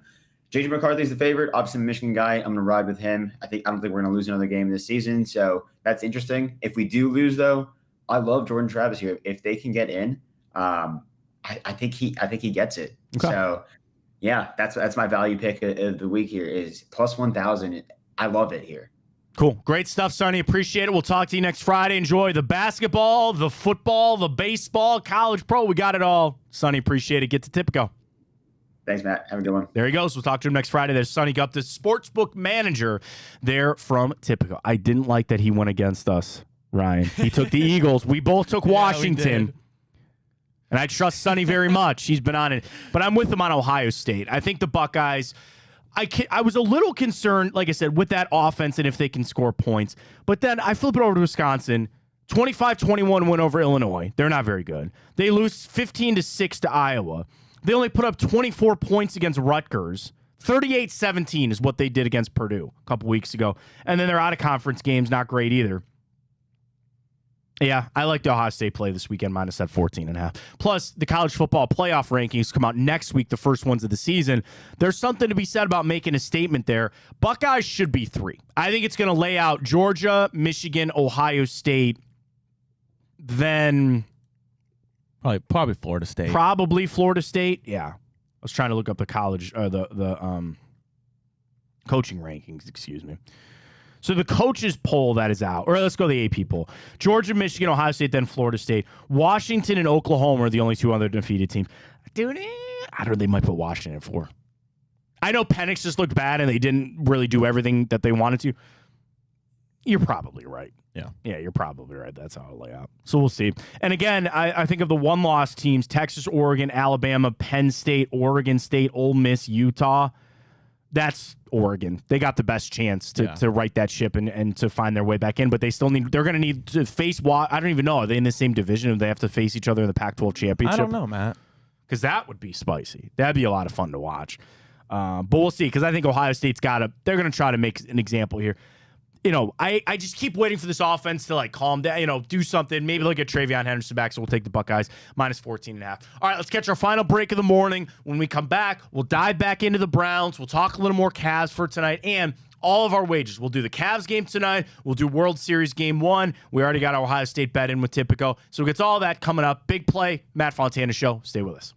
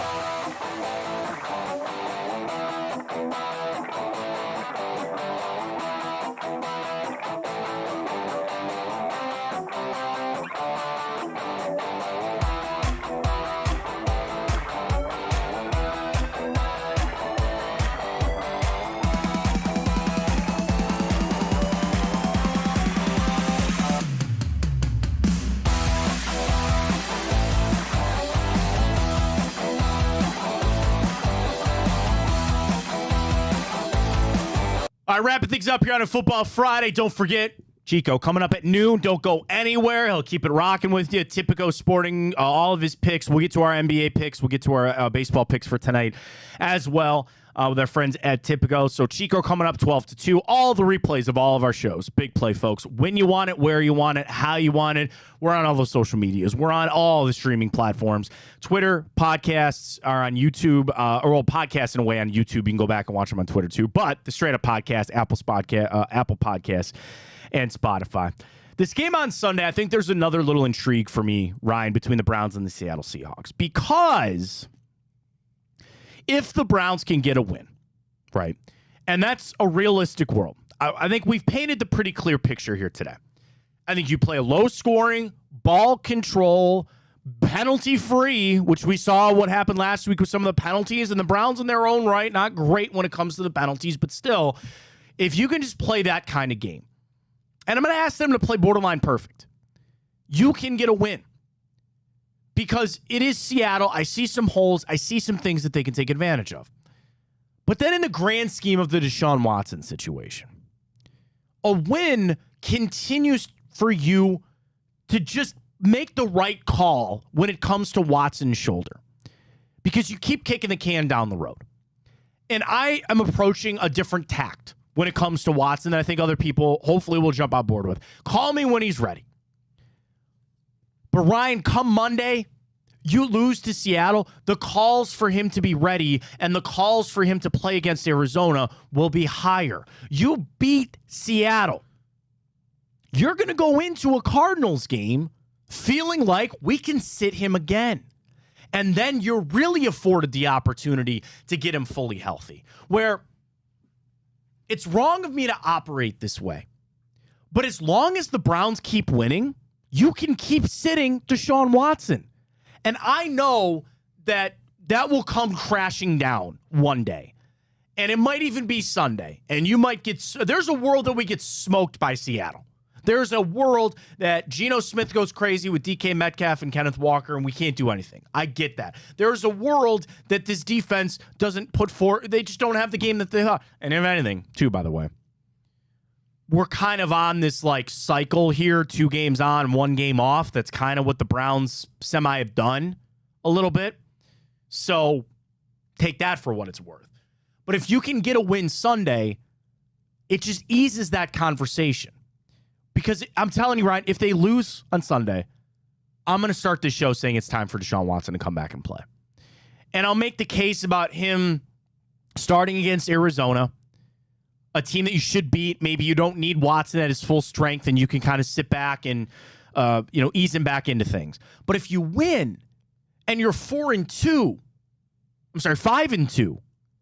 and then you're facing a Cardinals team that you know everything you need to know about Josh Dobbs, and you get another defensive, because I'm also assuming that you're not going to beat Seattle without another great, stellar defensive effort. You'll be back home against Arizona.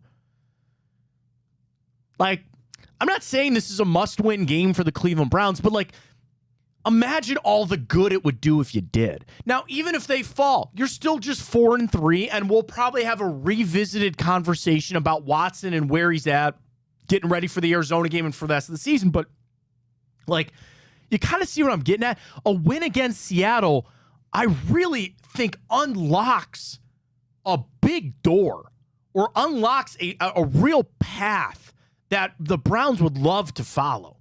You win against Seattle, and I'm talking ugly. I'm talking 17-13. I'm talking 21-17, something like that. You got to drag this out. It's a low-scoring game, whatever. But if you get that win, I think it just opens a big path for this team to continue to let Deshaun Watson heal.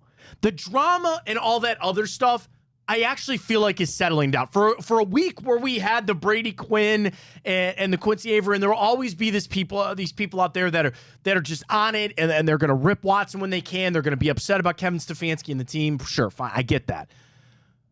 But I still think you're in a really, really damn good spot. And Sunday, I think, is just a key to get it. And Seattle's a team that this is going to be a fight. This is going to be a fight. It's going to be a hard game. And I got to tell you the one thing that I think keeps, like, not leaning me towards Seattle, because I'll take the Browns. I'll certainly take them to cover, is that you're on the road, and it's at Lumen Field. It's not an easy place to play.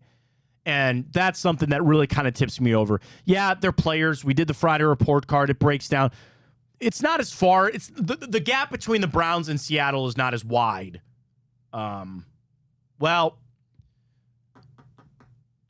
Okay. The gap between the 49ers and the Browns was wide. The gap between the Colts and the Browns was not very wide. It was tilted towards the Browns. Let me ask you, Ryan, what do you think is the bigger gap? The Browns looking up to Seattle or the Colts looking up to the Browns? So is this just because we have PJ Walker at quarterback? Yeah. So it's just, okay, can you repeat that for me again? So again, imagine we are looking up to Seattle. Seattle's probably the better team in this, right? Okay. So we're looking up to Seattle. Is that gap bigger than the Colts looking up at the Browns last week? You get what I'm saying? Yeah, I would say no. Okay, no. I would say no. And I agree. I think this is closer to that. So you would go into it and say, all right, we should have a better look at this. And knowing that the Browns made some mistakes, yeah, should the Colts have won that game? I don't really care. I can't get away from this feeling that the Browns are going to win this game. I can't get away from it. And I know Seattle's better, but I also have this sense of the Browns that they know that they got one last week. You know what I mean? And I said I was never going to make excuses for the refs and as long as they're on the field making calls, making plays, some will go your way or not. I feel like the Browns know that like we got a couple of here. So let's go out and make a statement of no question, and let's make hay while you can. Matt, have you been keeping up with the Adam Rank reverse curse thing? No, I've not seen this. In the preseason, Adam Rank, he went through the Browns schedule. I think he projected them at 5 and what would that be? 5 and 12. And through the first 6 games this season, he's been wrong in every single one. The ones he had the Browns losing, the Browns have won, and the ones that the Browns lost, he said they would win, and he had Seattle beating the Browns. So that's a good sign for us. All right, there we go. It's a winnable game. It is 100% a winnable game. There's a lot that goes into that win. And how P.J. Walker plays, I think a lot of people have brought up, you need to see something here. Because would I be lying to say, Ryan, that the faith in P.J. Walker is on the team, not the fan base? The fan base is probably in the right spot. He's in mop-up duty. He's doing fine. Yeah, you're 2-0 with him as a starter, but we all know he's not the long-term solution. Now, conversely, the Browns know that he is not the long-term solution. Your answer is Deshaun Watson. But they have not made that move to go get a quarterback. They've not even hinted. It's not even been like a report that has leaked out that they've even questioned things with P.J. Walker. That gives me confidence that they have confidence. But it's kind of weird. You know what I like it. I'm not saying it's misplaced. They see what they need to see out of P.J. Walker, but is this the P.J. Walker game? Is this finally the game that he gets a couple of touchdowns and is a big part of the offense? Name of the game for him. The short passes, the screen game. I do think he's going to throw a touchdown in this game. I think he'll finally get off that schneid and get a touchdown. But is this the game that P.J. Walker can calm things down? And then again, pie in the sky, you win, and P.J. Walker does enough for you to say, yeah, we feel confident in him running out there against Arizona.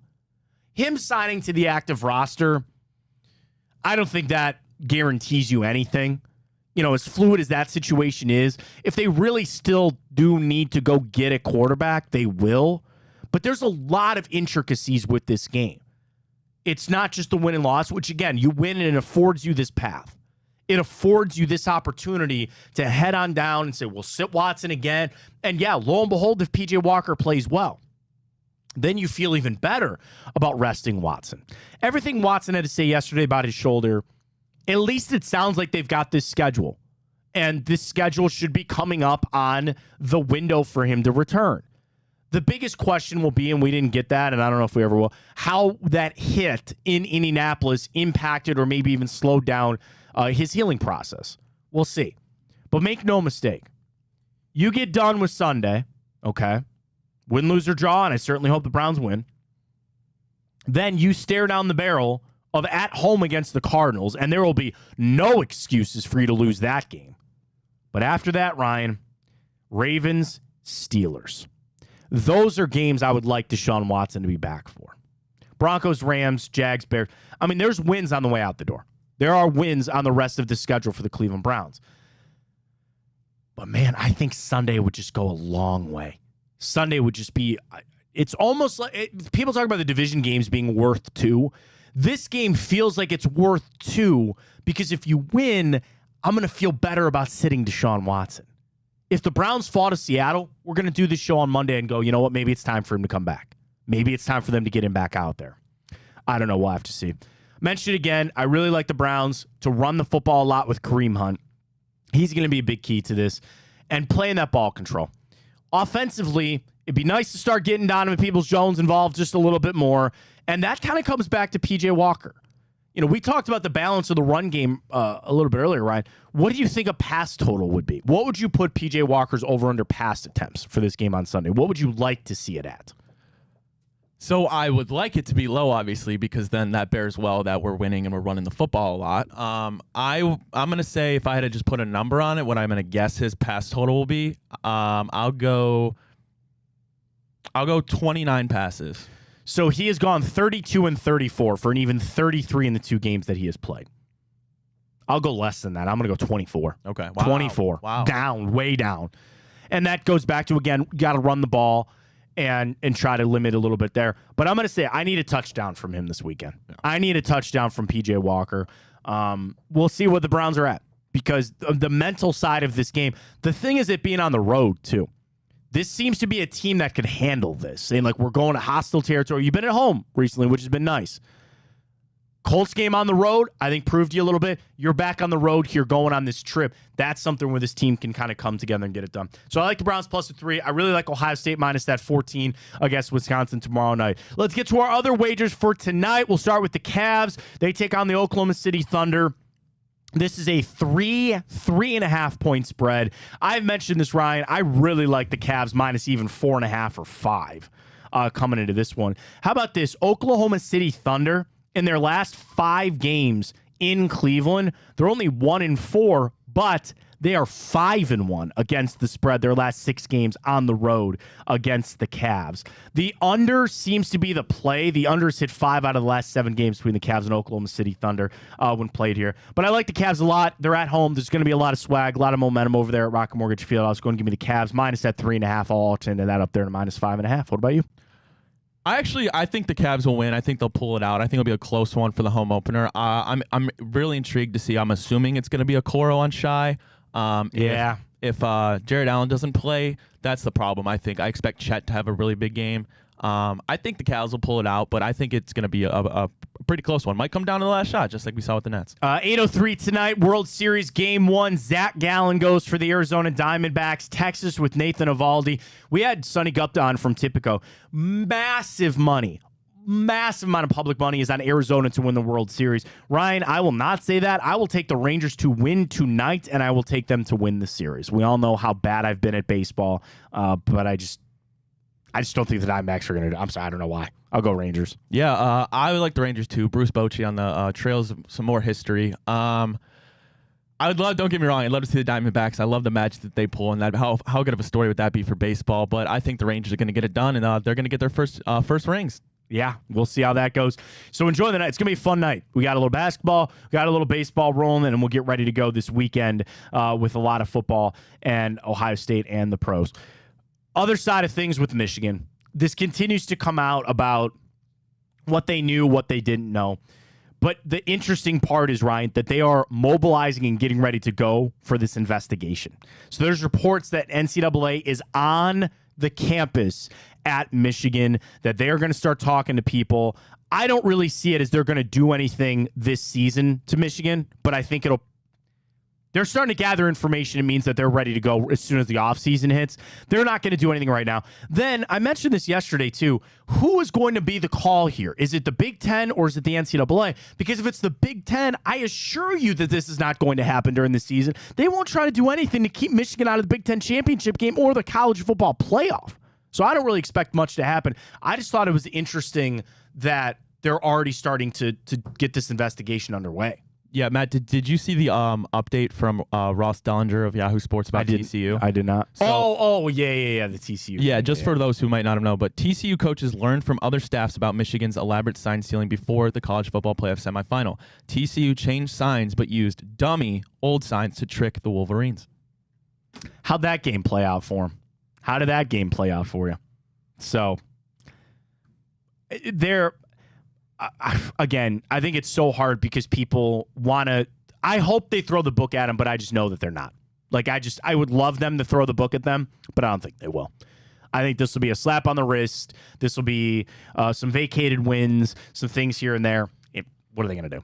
Because they say this, everybody sign steals. It's just how Michigan did it that people didn't really like. You know what I like? Our big play bracket of the week. In honor and spirit, what are you going as your Halloween costume on Tuesday, Ryan? Or should we dress up for the show? We could. I would be down to do it. I was the Joker. So I actually already had a Halloween party. I was the Joker. I had the full get up, the full makeup and everything. I like it. Well, our favorite Halloween character, you want to let it run because there's some time left on it? We can. All right. Michael Myers out to a lead, 63%. I think he should be the big favorite there. Yeah. So we'll see. Jason Voorhees, Beetlejuice, and Freddy Krueger, the other three. So vote on it at Matt Fontana Show. Drop us a follow there on Twitter, YouTube. We're on Facebook, our Instagram for all of our clips and our videos right there. I almost said viral. It'd be like to go viral. What's up with this Taylor Swift thing, by the way? Was it what did I miss? I guess the album Is there something getting released today with her? I think it might have been either yesterday, maybe. I think she's just another one of those things where she re-released one of her old albums. Like I think just make $1 bajillion off I think of it's it? like since she got her music back with that whole, I think it was like Scooter Braun thing or whatever. Oh, so I know she re-released one of her albums. I think right. she's just doing that again. Checks notes. I took Denver. Maybe I should take KC. I mean, it's a big thing for Travis Kelce there. Yeah. Are you sick of it yet? I mean, I knew you've been sick of it. Yeah. Kind of been over it. Yeah, I'm so over it. So over it. We'll see. We'll see how it goes. So congratulations to Taylor Swift on probably making $1 bajillion as it goes out. All right, enjoy the weekend. For the Browns, again, the path to victory, I think, is there. The calming force that is the win, because do you feel like this week, Ryan, the Browns have maybe taken control of this Watson situation a little bit more? I don't know if I'm ready to go and say that, they, like, obviously, I think most people would agree it's not totally under control, but it's definitely a sign of hopefully more positive things to come. That's it. That's what we need, is the positivity. And for the Browns to say, they ruled him out on Wednesday. We're not sitting here trying to debate it and trying to. We're on to PJ Walker. Watson spoke yesterday. It feels like he's getting closer to play. I'm shutting down all of this other stuff, man. It's going to come out. Does he want to play here? Is he on the hot seat? Or like, you don't have a choice with Deshaun Watson. Good, bad, or bad, whatever. Deshaun Watson's your quarterback for this season and next season. I know that because follow the money. The best option for the Cleveland Browns has always been for him to improve and for him to get better. For that to happen, he's got to get on the field. And I think the Browns are maybe learning some mistakes that they made in the handling of this. Should they have just put him on IR? Maybe. Effectively, he's been on IR. He's been out. Now, that hit against the Colts, did it slow things down? I don't know. He's out this week, and that's fine. Go get a win. Go get a win, not because you need one, not because you see a path to, because then it affords you that extra week. It gives you that extra little bit of time that you can get for Deshaun Watson for him to get right, and you can go on this run. I'm not trying to look ahead. Seattle's a big win, a big game if you can get it. Big game, big win if you can get it. But the rest of the schedule, if you can have a healthy Deshaun Watson, you are still staring down the barrel of 10, 11 wins. 10, 11 wins will get you in the playoffs and the wild card, and that's what you need. To be also honest, I think Baltimore's playing some of their best football, and I think the Bengals are starting to come up now, all of a sudden. So you got to just keep pace. And with where they're at 4-2, it's amazing. They've done a great job. 5-2 would be phenomenal, just for that opportunity to sit Watson for another week. Now, you might face that Cardinals team and say, we'll see how it goes. This is going to be a game you're going to need PJ Walker. I'm going PJ Walker. I'm going to need a touchdown here from Kareem Hunt as well. Play that low-scoring game. Play it out. Play it as tough as you can. And we'll see where the chips lay. We'll see where it goes from there. Because I think also when it comes to Seattle, they're a fighting team too. Like, they're in a playoff hunt in the NFC. They can't let these games slip away either. This is going to be a fun game. I'm really excited for Sunday's game. It's a different feel, too, than how it was with the Colts game and even with the 49ers game. Because you went into that 49ers game thinking we were going to get throttled, and you went into the Colts game thinking, like, all right, we got Deshaun Watson here. I have an unweirdly amount of confidence in P.J. Walker for this game, Ryan, and I think it's in part because they made the right decision to sit Watson and telling Walker on Wednesday, you're starting, man. Yeah, I mean, I'm excited too. I don't know if I would use confident as I the got word. confidence. Yeah. I got a little confidence for it. I would just like to, obviously the touchdowns would be super nice. But for me, it's just, limit the turnovers. Yeah, I mean, that's been it. In a game like this, where if it's going to be as close as ours, penalties and turnovers are always a big part of it. But you're going to need your quarterback to lead you on to victory. You're going to need to have these guys lead around P.J. Walker. He's going to have to throw a touchdown in this game. The Browns mark this for Monday. They will not win this game on Sunday if P.J. Walker does not throw a touchdown. I think he will, maybe even two. Hope the Browns get a win. I would say low scoring. I'm going to take the under. Obviously, I'll take the Browns to cover. Really appreciate everybody joining us on a Football Friday edition. Again, don't forget, coming up, Chico 12-2, big play, big bets. Dave and Nick and Ted Ginn Jr., that show will air tonight, and they also do a re-airing of it Sunday morning. So check it out. All you got to do is go to Big Play on Twitter. All of our shows are replayed there. All of the tweets from the show accounts are all retweeted right there. So it's an easy place to get you. So that's what we got on a Football Friday. We're wrapping up 9 to 11. We got 12 to 2 with Chico. Big play, big bets tonight. And then all the replays that you need. And then recapping the weekend. Bobby Carper, Anthony Schlegel on Sunday night. Reflog show on Monday night. Josh and Maria Cribbs on Tuesday. Wednesday, bonus time with Bruce Drennan. Hanford goes Monday, does he not? Yep. Okay, and then you have Blake and Greg on Wednesdays, right? Tuesdays? Whenever they can get in here. With Come Get Some. It's one of our newest shows right here on Big Play. So we appreciate all the support. We appreciate you following and watching. Again, Big Play, Matt Fontana Show, Twitter, Facebook, and YouTube. It is all there. The glorious weekend almost upon us. Enjoy the hell out of it. Get ready to go for all your Halloween parties. I know a lot of people will be celebrating this weekend with the Tuesday holiday. Go get them Browns. Go get them Buckeyes. Get it tonight, Cavs. And we'll talk to you on Monday after a beautiful weekend. For Ryan Tyler, I am Matt Fontana. And as always, take it easy.